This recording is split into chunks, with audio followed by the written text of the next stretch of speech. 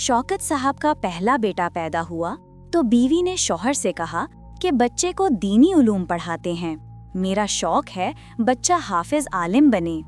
शौहर ने बीवी से कहा कि हाफिज आलिम बनाकर उसे भूखा मारना है, मैं इसे बड़ा अफसर बनाऊंगा ताकि दुनिया का कामयाब इंसान बन जाए।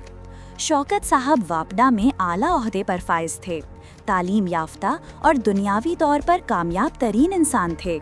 बीवी दीनदार थी और शौक था कि बच्चे हाफिज आलिम बने, लेकिन शौकत साहब ना माने। दूसरा बेटा पैदा हुआ, बीवी ने फिर कहा कि इसको तो मेरे शौक पर हाफिज बना लो, लेकिन इस बार भी बीवी की ना मानी गई। तीसरा बेटा पैदा हुआ, फिर बीवी ने अपने शौक का इजहार किया, लेकिन मुराद पूरी ना हुई। चौथा बेटा हुआ तो बीवी ने शौहर की बहुत मिन्नत समाजत की कि 3 बच्चे आपकी मर्जी की दुनियावी तालीम हासिल कर रहे हैं, इस बेटे को मेरी मर्जी पर हाफिज बनने दो। शौकत साहब ने बीवी की बिलाखिर मानकर आखिरी छोटे बेटे को मदरसा में दाखिल करवा दिया। खैर, वक्त का पहिया घूमता रहा। बड़े तीनों बच्चे आला तालीम हासिल करने के बाद आला सरकारी ओहदों पर फाइज हो गए।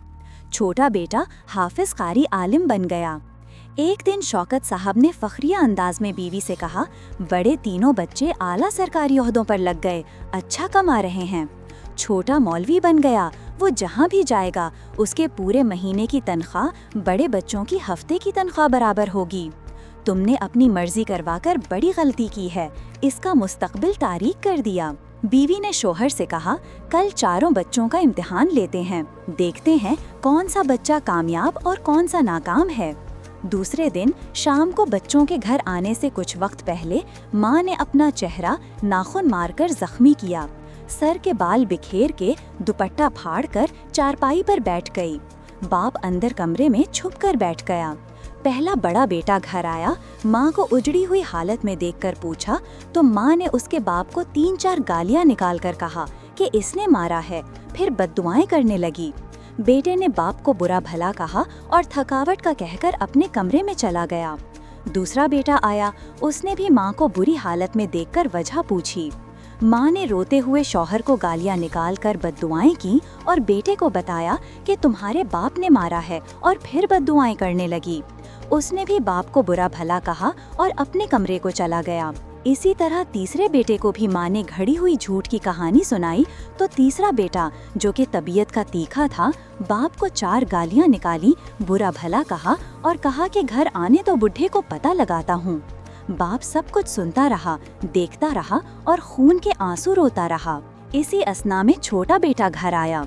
बेटे ने माँ को इस हालत में देखा तो एक दुख का झटका लगा और भागकर माँ के पास आकर कदमों में बैठ गया। माँ ने वही झूठी घड़ी हुई कहानी सुनाई तो बेटे ने माँ का हाथ पकड़कर समझाया कि अम्मी जान, अब्बू आपका सब कुछ है, बाप से भी ज्यादा हुकूक शौहर के हैं। अगर मेरे अब्बू ने आपको कुछ कह दिया तो क्या हो गया? अम्मी जान, आपने अब्बू को कुछ कहा होगा तो ही ये नौबत पेश आई होगी, गलती तो आपकी भी होगी अम्मी जान। अब्बू ने अगर आपको कुछ कह दिया तो क्या हो गया? कुछ भी नहीं हुआ अम्मी जान, दुख मत करो, अब्बू तुम्हारा सरताज है, सब कुछ है, हौसला करो अम्मी जान। जिसने इतना अरसा प्यार मोहब्बत से खुशियाँ दी, आज अगर थोड़ी सख्ती से पेश आ गया तो क्या गम है अम्मी जान, सब्र करो और माफ़ कर दो। ये समझो कि कुछ नहीं हुआ अम्मी जान, मीठा खाते खाते अगर थोड़ा कड़वा भी आ गया तो क्या परवाह माँ। बाप सब कुछ सुन रहा था, सब कुछ देख रहा था, बर्दाश्त ना हुआ, भागकर बाहर आया और अपने इसी बेटे को गले लगाकर फूट फूट कर रोने लगा। बीवी ने शौहर से पूछा कि अब बताओ। शौकत साहब को उम्र के इस हिस्से में आकर एहसास हुआ कि बीवी का फैसला ठीक था। जिन बच्चों को अच्छे मुस्तकबिल के ख्वाबों के लिए अच्छे स्कूलों में आला तालीम दिलाई, दुनिया की हर आसाइश दी, हर ख्वाहिश पूरी की, लेकिन ये भूल गए कि माँ बाप के आदाब इंग्लिश की किताबों में नहीं सिखाए जाते। माँ बाप के हुकूक से आशना तो कुरान और हदीस करवाता है। माँ बाप से कैसे पेश आना है, उनके साथ कैसा रवैया अपनाना है, ये कुरान और हदीस बताता है। माँ बाप के आदाब सिर्फ कुरान और हदीस सिखाता है। आज शौकत साहब को एहसास हुआ कि जिन बच्चों पर लाखों लगाकर डिग्रियां दिलाएं, वो सब जाली निकल गईं।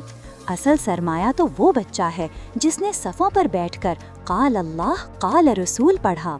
दिल से एक आह निकली और सोचा काश मैं सब बच्चों को हाफिज कारी आलिम बना लेता। दोस्तों, अगर आपको हमारी वीडियो अच्छी लगी हो तो हमारे चैनल को ज़रूर सब्सक्राइब कर देना।